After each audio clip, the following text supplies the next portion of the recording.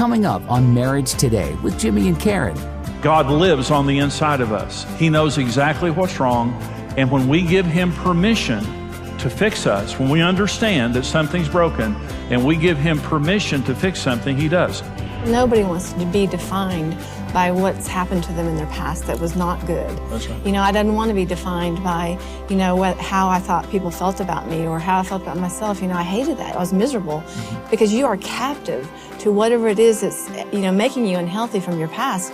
And once you're free, it's like, oh my gosh, it's the biggest blessing.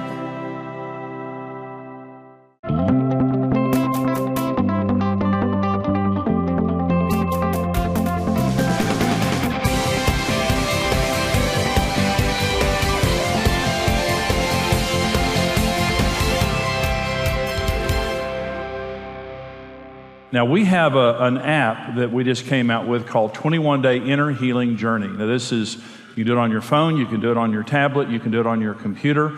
It's over 2 hours of video content by me, and it's 21 days of walking you through the process of inner healing. Now, this teaching, I hope ministers to everyone, but for some of you, you might need more. You just might need extra time and extra information and ministry to deal with some issues in your life. But I want to talk about emotional healing in this. Now, your marriage cannot grow beyond your level of emotional health. And so this is a critical issue. And Karen and I, when we got married, we were the walking wounded. We both came out of both very dysfunctional homes, and we were devastated. And I don't use that word loosely. My mom and dad, my mother, my father grew up in abject poverty. My father slept outside every night. His father was a sharecropper. He ate meat once a week. That's all they could afford. He grew up in the Depression and during World War II. He didn't wear shoes. He didn't know they were poor because they lived in the country. He didn't have anything to compare it to. But my father was deeply, deeply damaged, scarred from poverty that affected our family in a dramatic way. My father had nothing to do with us as a family. He was a good provider, and he was a good provider because he didn't want us to live in poverty the way that he did. But he had absolutely nothing to do with us, never came to a game, never talked to us. If I walked up to my dad and said, "Daddy, what's 2 + 2?" he would say, "I don't know." He had absolutely nothing to do with the family. Now, I led my dad to the Lord 20 years before he died, and he was the most precious person in the world, saved. But growing up, he was devastated. My mother, very beautiful. My mother was a model when I was growing up. Very beautiful, homecoming queen, cheerleader in high school. But my grandfather was the town drunk, and I loved him. My grandfather, when he was sober, was a really sweet man. When he was drunk, he was the meanest guy in the world. And my granddad would get drunk and find my mother out with her friends and shame her publicly. And this is what he would do. And she would be out having a good time, or she would be out doing something, and he would just do everything he could to make her life miserable. And that's one of the kinder things that he did. And it deeply, deeply scarred my mother. And so my mother and father were both damaged, and I grew up in that. And came out of that with all of my own issues. My mother and I was with my mother this week, and we were talking about it. Karen's mother, remarkable woman, is a double amputee. She lost her arm and a leg in a hay baling accident when she was a girl growing up. And her parents didn't come to the hospital for a week. And when they came to the hospital, they said, "No one help her." And when they took her home, they told the other children, "No one help her." And Karen's mother's a beautiful woman, and she's never felt sorry for herself a day in her life, and she is just an absolutely remarkable woman. But Karen grew up in that environment, and Karen's parents were not saved growing up, and my parents were not saved growing up, and they're all wonderful Christians now. My dad's with the Lord, but that's what we grew up in. When I married Karen, Karen thought that she was ugly and God hated her. She was full of self-hate. I've never met a person with lower self-esteem than Karen. I had all my own issues, but I covered it up by trying to be macho and acting like I didn't have any problems, and I was a totally messed up guy.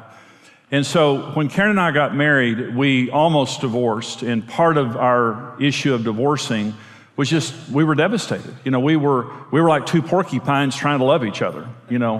It was kind of a painful deal. So we had so much so many issues in our lives that every time we got close to each other, we just hurt each other. And then we would back away and, try to heal up and then get back together, and it just kept happening over and over and over. And so this issue, Karen and I wake up today and we're healed.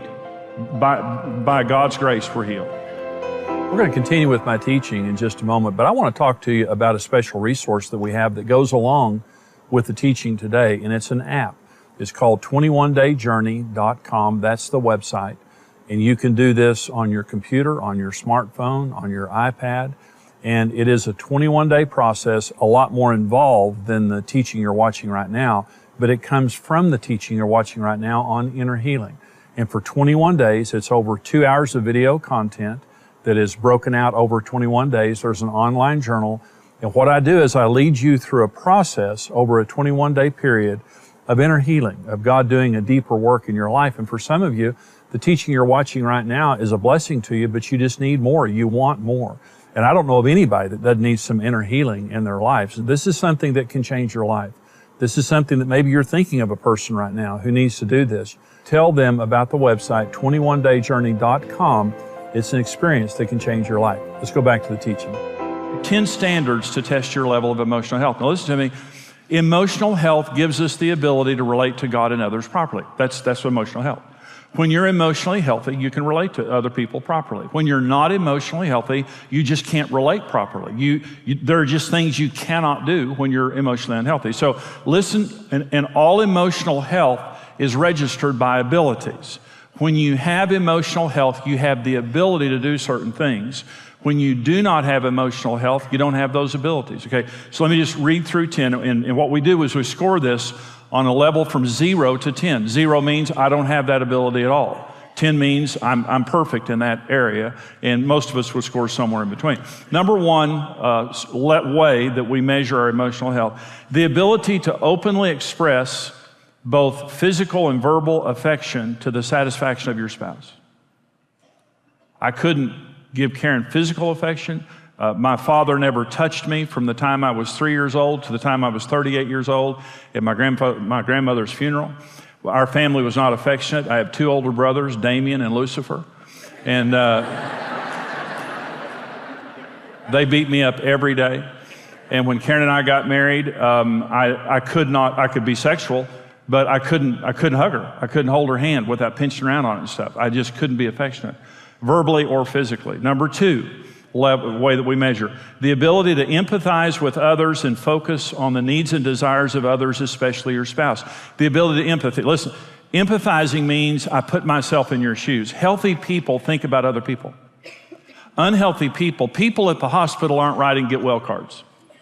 When you're in the hospital, you're thinking about getting well. And so when you're not well emotionally, you think about yourself all the time. You don't think about other people.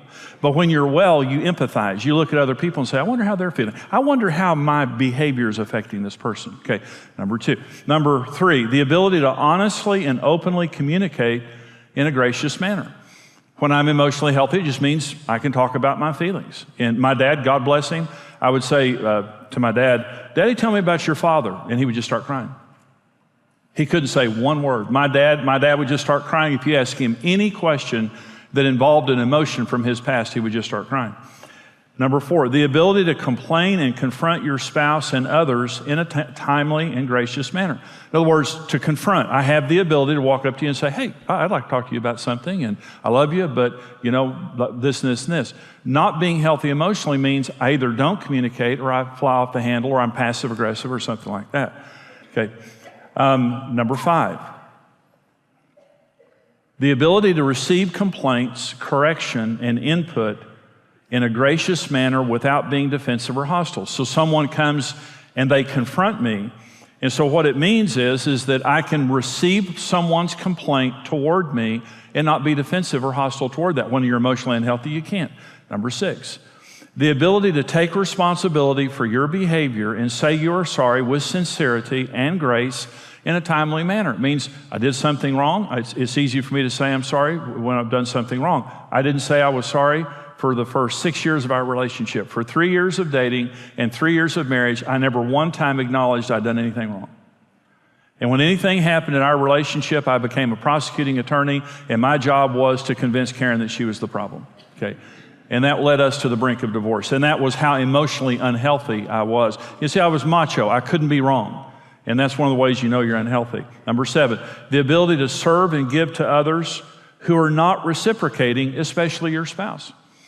When you're emotionally healthy, it means, I can give to you. I mean, God's filled my cup, and I've got some to spare, so I can give to you even if you're not giving back. Emotionally unhealthy people, it's tit for tat. I can't do anything for you that you're not doing for me.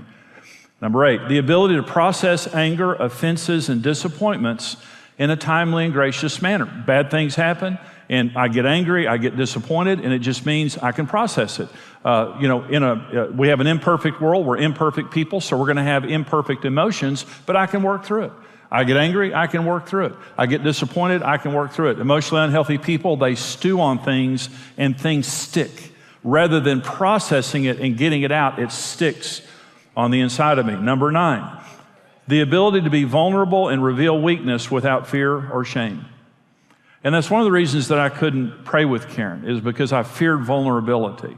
And again, that was one of the reasons I was so emotionally unhealthy.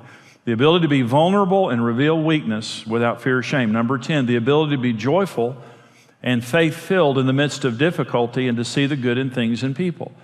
The ability to be joyful and faith-filled in the midst of difficulty. To have a good attitude in the midst of things, knowing, hey, we're going to get through this. God's a big God, so on and so forth. Rather than becoming fatalistic, cynical, depressed, all those kinds of things. So those 10 there, I couldn't do any of those when Karen and I got married. I mean, on all of those, I would register somewhere between a 0 and a 3 or 4. And so when you're emotionally healthy, you just have certain abilities that you don't when you don't. Okay, so some of you can relate to coming from hurt, coming from a background of difficulty. And so when I'm talking about this, you on some of these, you would have given yourself maybe a very low score. Okay, that directly affects your spouse. Anywhere where you scored low or did not score well, it directly affects your marriage and your spouse. And your marriage cannot grow beyond that. Here's the good news. If you scored 0 on one of these, a month from now, you could score a 6 or 7. Let me tell you why. Because the Holy Spirit is very powerful. And God is the only one who can go on the inside of us and repair something that's damaged. He's the only one. God lives on the inside of us. He knows exactly what's wrong. And when we give Him permission to fix us, when we understand that something's broken and we give Him permission to fix something, He does. I hope that teaching was a blessing to you. You know, when I was doing that teaching, I was just thinking about the process that Karen and I both have been through in our own lives of God doing inner healing in us. You know, you can't be in a healthier relationship than you are emotionally healthy. You know, if you're not emotionally healthy, it affects every relationship in your life. Literally, it limits every relationship in your life, and it creates a lot of pain and frustration. But when you're healed, everything changes, life changes. And so Karen and I both went through a process of deep inner healing in our lives, and really that's where a lot of this teaching comes from. But I took this teaching and expanded it to a 21-day process, a 21-day period of time, and we created an app. It's called 21dayjourney.com. It's a website, it's an app.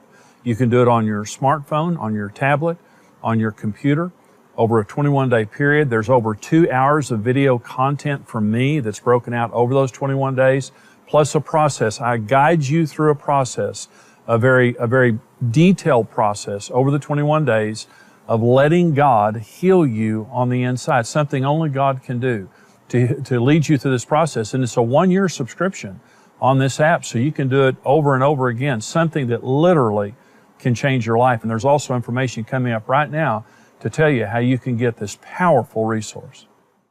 The 21-Day Inner Healing Journey is a brand new resource from Jimmy Evans and Marriage Today. This unique self-guided application includes over 2 hours of original video content from Jimmy Evans. Test your emotional health with lessons in mental strongholds and toxic emotions. Experience freedom from condemnation, shame, and envy. On your journey to emotional health, Jimmy will also explore the power of praise, peace, and personal accountability.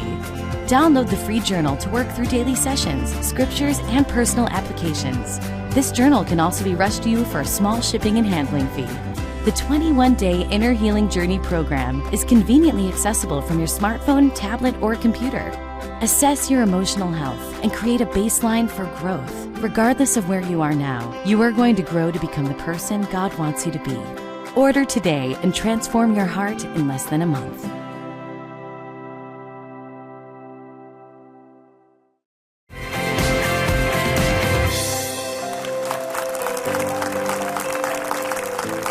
Well, this program today, we're talking about inner healing, and there are a lot of issues that we deal with related to inner healing, but we have some questions from our viewers.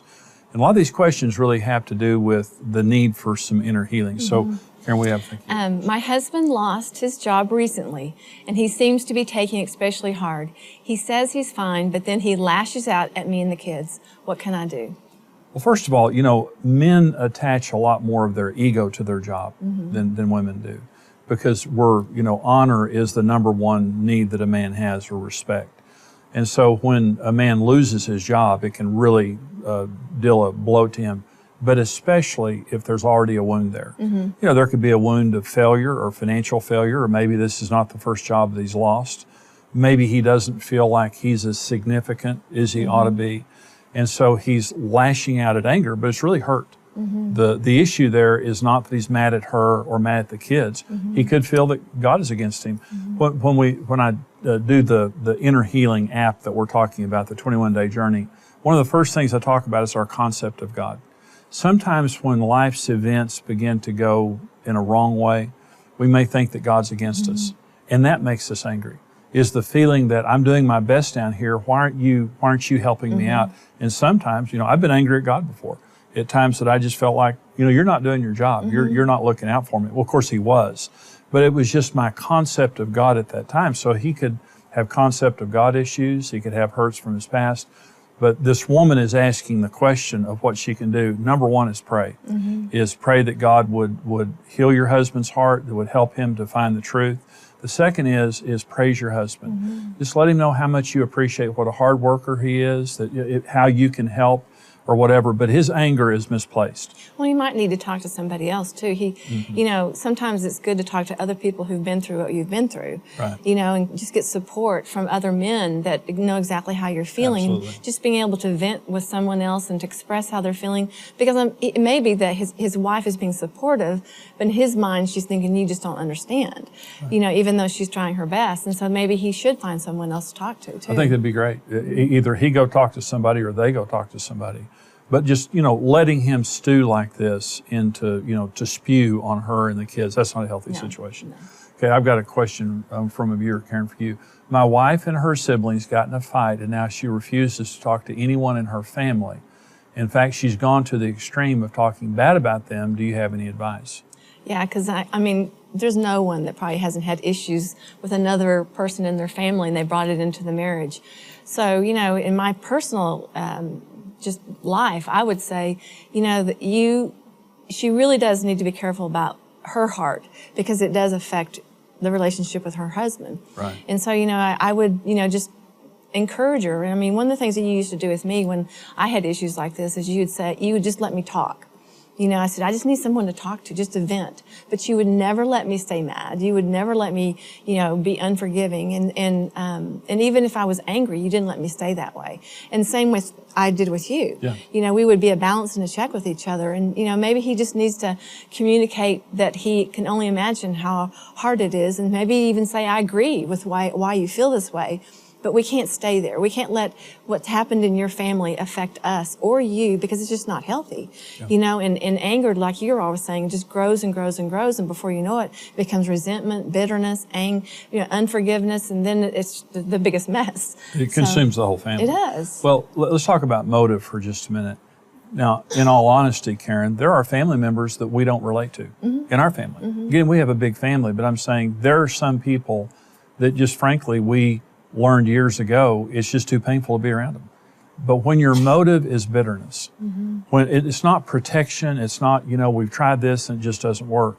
But when you're bitter. Well, they're probably judgmental too. Yeah. She's probably judged. And he says that she's talking bad. See, if forgiveness means I'm giving God's the judge, I'm not the judge. And I'm not going to talk bad about him. I'm not going to seek revenge. I'm not going to try to get vengeance and things like that.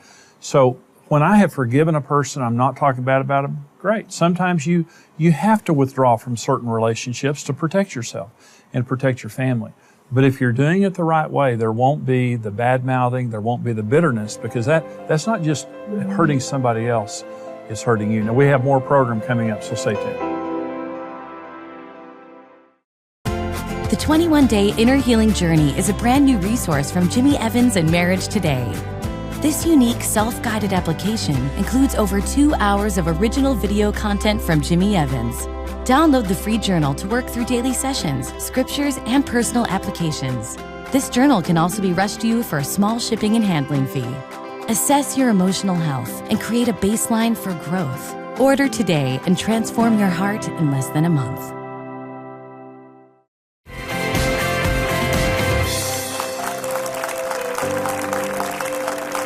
Well, this program today is on inner healing. And Karen, we're talking about the inner healing journey. And you were really the first one of us that the Lord began to heal, and then that affected our marriage in a tremendous way. Well, I was thinking about how I wish we'd had this, back when we were this age, at age we got married, because it would have been so helpful to, have some tools to deal with, the different things that were troubling us that we just didn't know how to deal with. Well, we were 19 years old, and we had both been through things before that were devastating. I mean, we both had a lot of wounds and baggage that we brought into the relationship. And we knew the Lord. I got saved a week before we got married, but we had just began to, have a relationship with the Lord. And you were the one that every day you would wake up and read the Bible, and the Lord began to heal you. You hated yourself. You thought you were ugly. You thought you were fat. You thought that God hated you. I mean, you had very low self-esteem, and I had all my issues. But you can't be healthier in your marriage than you are emotionally. I agree. That you grow to your level of emotional health, and you stop growing. And so this program, we want to encourage you to not take a snapshot of where you are right now and just to think, well, this is just the way I am. Because God heals us. I mean, thank God that there's a place on the inside of us that a doctor can't go, and that a person can't go, and only God can go into that place. And we're talking about how to go through a process of inner healing and let the Lord heal you, because He heals your marriage as you get healed. And be open to the fact that even if you don't think you're not, because you never know how unhealthy you are till you get healed. And when you get healed, you realize, oh my gosh, I really was a mess. Well, and don't look at your spouse and think, well, they're the ones unhealthy. I can guarantee you both are unhealthy. Yeah, and we marry to our level of emotional health, and so when we got married, I was, very dominant and had very, I had issues and insecurities, but I masked it with being macho. And you were beaten down and all that. Well, we matched in a wrong way. And so, and this doesn't work. When you have a very dominant, overbearing person that marries a very passive person, it doesn't work. You resent the person that dominates you, and you then resent this person because they're checked out and they're not honest. And so, when you get healed, it'll give you a different set of glasses to see life through. For example, right now, when we got married, you just thought everybody hated you. You thought God hated you. You thought all these things. Well, you don't think that today. No. You don't see life through those glasses. And I changed too. But it changes the way you see people. It changes the way you see God. It changes the way you enter into marriage and relationships. And so, thank God that Jesus died to forgive us of our sins, but also Jesus died that by His stripes we're healed. And that's not just healing of an outer sickness, it's healing of the things on the inside of us that only God can heal. Well, nobody wants to be defined by what's happened to them in their past that was not good. That's right. I didn't want to be defined by, how I thought people felt about me or how I felt about myself. I hated that. I was miserable.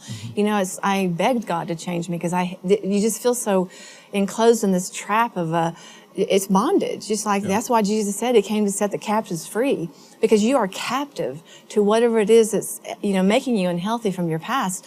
And once you're free, it's like, oh my gosh, it's the biggest blessing. Well, I want you to know, Karen and I both want you to know that we almost didn't make it. We were the walking wounded. We were a mess. We almost divorced. And if God can do what He's done in our lives, He can do it in anybody's life.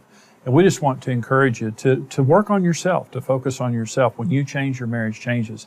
And we hope that this program today is a blessing to you. And I also just want to say, we're able to come to you because of the financial support of people that give to us financially. Airtime is very expensive. Television is very expensive, but you're worth it.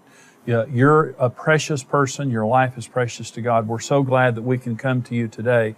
What we're asking you, if this ministry has blessed you, would you support us financially? The information is there on your screen. You can call us. The number's on your screen. Our web address, our secure website, the web address is there. You can give online. You can also mail in your gift, and the address is there on your screen. But I'm asking you to give your most generous gift to help us with this ministry that is helping people succeed in marriage and helping little children to stay together with their parents. A very important ministry. God bless you. We're glad you watched today. We'll see you next time. Life is a journey, once full of hope to make this world a better place, to leave a legacy to the ones we love. But somewhere along that journey, we've lost our way, forgotten what's important. When marriage is no longer respected, couples begin to separate and their children begin to suffer. Marriage is the future. We must build marriage. And what we love to do here at Marriage Today is give people hope, because marriage works. Marriage works wonderfully. God would never create anything for failure. The world was telling us to give up. People around us was telling us to give up. But Marriage Today was a light in a dark place for us at a dark time. Hearing Jimmy and Karen Evans just talking about how God could restore any marriage, it started to bring hope back into me. They changed our life, and they changed our future. We love helping people in marriage, but we have to have support to do that. In everything that we do, we know that we're touching millions of lives every year and millions of families. Would you stand with us as we build marriages in America and around the world? The families that we help and the children that we keep together with our parents are because of you. Please consider giving your most generous gift to help us here at Marriage Today lift the standard around the world for marriage and family. Thank you for watching Marriage Today with Jimmy and Karen. Subscribe to Marriage Today's YouTube channel for more marriage building videos and updates.